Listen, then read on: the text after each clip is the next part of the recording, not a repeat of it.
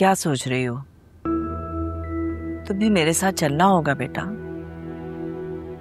तुम मुझे सास नहीं समझो, माँ समझो। और माँ की बात मानना तो औलाद पे फर्ज होता है। मैं अपने फराइज से नहीं भाग रही हूँ आंटी, मैं तो उस शख्स से भाग रही हूँ जो मेरा है ही नहीं।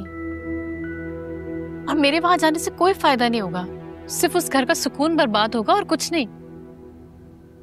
सुकून तो बर्बाद हुआ है तुम्हारी सौतन की वजह से, और वो सुकून अब तुम्हारे जाने से ही वापस आ सकता है। सौतन? ये क्या कह रही हैं आप? क्या इसने आपको कुछ नहीं बताया? नहीं, ये तो जब से आई हैं अपने कमरे में बंद बैठी हैं, कुछ नहीं बताया इन्होंने। वो वजदान की पहली बीवी वापस आ गई है। क्या कह रही हैं आप? मैं बहुत शर्मिंदा हूँ, आपसे भी और नीलम से भी।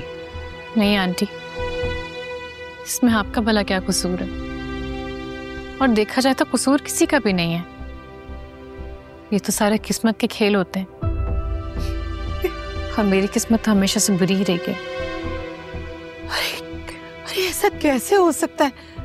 उनकी तो तलाक हो चुकी थी ना? नहीं हुई थी तलाक अम्मी, नहीं हुई थी तलाक। दोनों के बस रास्ते जुदा थे, मंजिल एक ही थी। क्या कह रही हैं आप? आप मेरी फिक्र ना करें,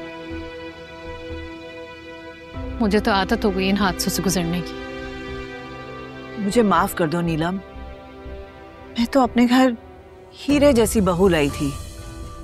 एक वो वजदान है जिसने तुम्हारी कदर ही नहीं की। अरे आपके बेटे ने अपनी पहली बीवी से रिश्ता तोड़ा ही नहीं, और आपको इस बात का अंदाजा भी नहीं हुआ?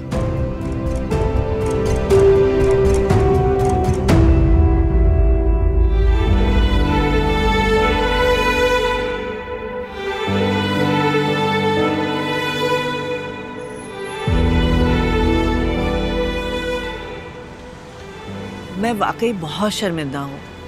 मैं नहीं चाहती कि इसके ऊपर और आजमाइशें पड़े। इतनी सी उम्र में पहले ही क्या कुछ देख लिया है इसने। पर उसे हिम्मत दिखानी होगी, उस घर को उसके साये से भी दूर रखना है, और कोई नहीं कर सकता ये सिर्फ नीलम को ही करना होगा। उस घर पे सिर्फ नीलम का हक है, और उसे अपने हक के लिए लड़ना होगा।